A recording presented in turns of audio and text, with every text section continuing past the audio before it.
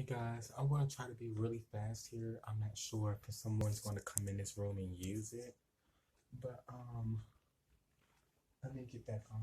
I don't want to close this. I'm just going to minimize it. Okay. So I have not spoken to my family, and I'm going to have to say some months. And the reason why I haven't spoken to them is because I don't feel like they are on the same page as I am. And it's kind of like, and I hate to say it because you have to watch what you say. Power, the power of life and death, they say in the Bible, is with the tongue. So even though we say things that we don't mean to say, that is our God's mercy over us. He's gracious. He knows the intent of our heart, and He doesn't really penalize us, um, for some of the things that we didn't mean to say, um, according to the situation. Now, I did want to say, um, I just felt like, you know, it's kind of draining once you have to continue to express and explain why you feel the way that you do, or why you feel like you should be treated in this manner, or why you should not be overlooked based on, um, your point of view. If they're not on the same page, and even if they are and they chose not to accept your direction, then that may be an issue, especially if they're not the type of family that is going to um, talk you through or build with you without any hostility or anything that makes you fear changing the way that you feel about a certain situation, when you know how much growth you're going to need and how much encouragement you're going to need in order to continue to grow. That person may have another outlook, and you know that you're the type of person that is a good listener, that you would change your outlook and your way of thinking if it's the best for you. But if it's not the best for someone else and they feel like you need to change your lifestyle a certain way, you know, that's what I'm saying. So I don't feel like I said before, I don't feel like, woo, the camera kind of went away. That might be a sign that I need to stop talking. But no, I don't feel like, of course, like I said, um, my mother is all the way there. Okay. I don't feel like, um, of course, her sister, which is my aunt, is all the way there. Um, some people, my grandmother is there, but the fact that I go through so much by like having to express myself and explain myself to her as well, even though she knows where I'm coming from. I do, however, almost like find myself repeating the same thing for her too as well. And I may not like the fact that, she aids the people that I try to pull away from, even though she knows where my aid should come from. Um, at the end of the day, I just feel like, by me being away, they tell you you're going to have to start feeding your family with a long spoon. And yeah, that's what I'm doing.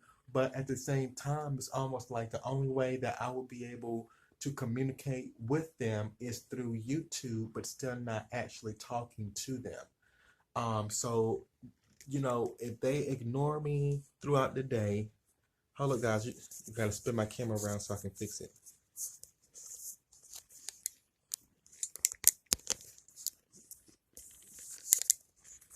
So, if my family actually ignores my request throughout the day and they don't, understand what I'm trying to say, hopefully they will go on my YouTube channel and listen to the story that I have to say, because it's like it's not getting through them, it's not registering. I can explain something to them, but they still don't understand. It's like one of those situations, and I would love to take them with me, and I would love to explain things, but I just can't. And it's just like one of those moments. So, um, you know, when it comes to me, trying to get advice, or things that parents are supposed to be there for, um, I just don't have anything, positive, um, that comes out of my mom's mouth whenever she's calling me, asking me for something, or just telling me, how her day went. It's always something negative. It's never something you want to hear over the phone. So it's like, what type of conversation is this? Like, did you really just call me to tell me something bad? What about, other things, uplifting things, and she's not there. The boyfriend that she has at home is not there also. So, I'm okay, because I know where my leadership comes from, and that's within me, because of my spirit and who I look up to. Now, in order to make you feel better about things that are happening, that people don't understand, about not being able to reach out to certain family members and things like that, um, you guys should just realize that, someone asked Jesus who his family was, and he said, "Who is my family? My family are with me." And who was with him? His disciples, people that he met along the way, who knew the word of God, who was also sharing the information and the testimony, and people who were there to enlighten him and enlighten other people as well. So the people that he encountered with, that was meeting with him, that was going on a journey with him, his disciples, even though one of them betrayed him, remember, at the table, that's all the people that he needed. One person did betray him, but they ended up um, coming back to the light again and being forgiven. But you got to understand, when they had the Last Supper at the table, Jesus literally had all his disciples with him. That was his family. Okay, that why it was so very dear to him about someone betraying him in that moment. Um, so yes, you might have friends that betray you, and this, not, and the third, and the people you look up to, but your family are the people who are righteous enough, who aren't going to yell at you.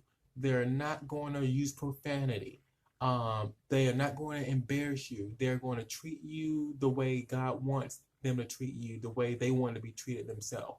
So I don't really get upset or get fearful, about me doing this journey alone and without family, because people think that, well, the type of person I am, how about you go reach out to your family? And when I tell them that I don't have that, then that's when they get like shocked, or they feel really like bad for me. But why, when we are like, how can you feel like, this is what I felt, this is what the message I got in church that I really want to share with someone. How can you be lost when you are found? That is literally in the text of the Bible. Okay? If you are found, which means God can see you, if you prefer that to the Son as your God, and knowing that if you look at it as that way, then you look at it as that way. But literally, you are not invincible to God. So if you're asking for help, or even if you don't ask for help and you're trying to seek things for you to get help, you're salt. People see you. He sees you. So you come to him for your answers. You don't need to come to your family. It would be nice to have your family there, But at the end of the day, it's kind of like you make the decision and you depend on your inner self.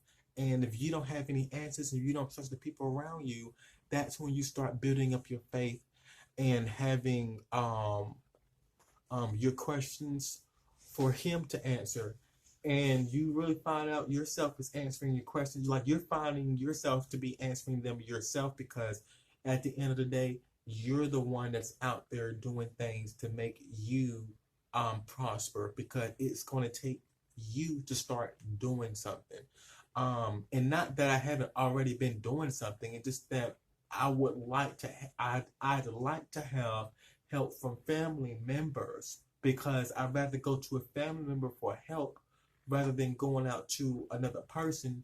But because people out there who are there to aid and help us, those are part of your disciples. So Jesus didn't even have his family out there to help him. He had people out there that he met throughout the way, and he claimed them as disciples because they were followers of Christ just like him. So you're going to find your help out there without family. So just also know that, and that's the bottom line.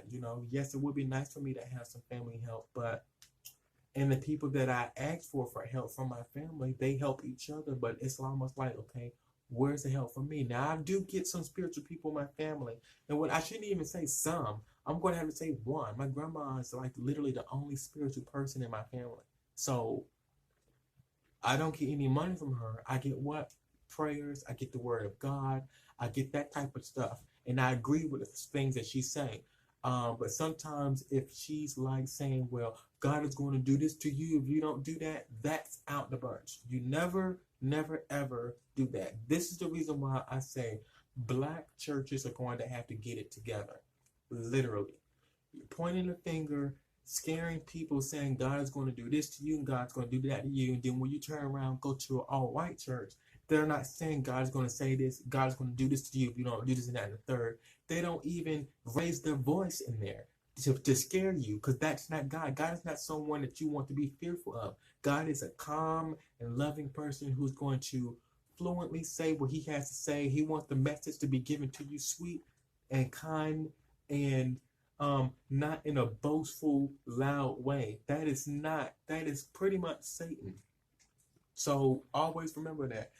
And no, it's not to discriminate on certain churches, but you will never, ever, ever see me go into another church that is all black, because they like to use those type of statistics, situations, terms, and um, um, ways to scare you into trying to accept certain commands of the Bible, when all you have to do was literally sing a song and peaceful about it, or just read a text and encourage someone without pointing out everyone's sins and letting them know when they're going, when they're not God. They're supposed to just literally let God be the one to determine that.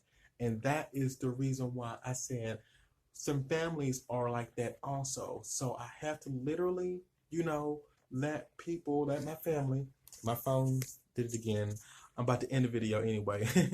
But people in my family are, they just gonna have to see me on YouTube and on television, period. Because I mean, how else are they gonna know who I am if they don't know who I am already right now in person? They're gonna have to see other people treat me the way I want to be treated and the way that I should be treated, because of what my personality is and what I stand for as a human being. So thank you so much for watching, and I see you guys later on my next video. It's been great. Take care.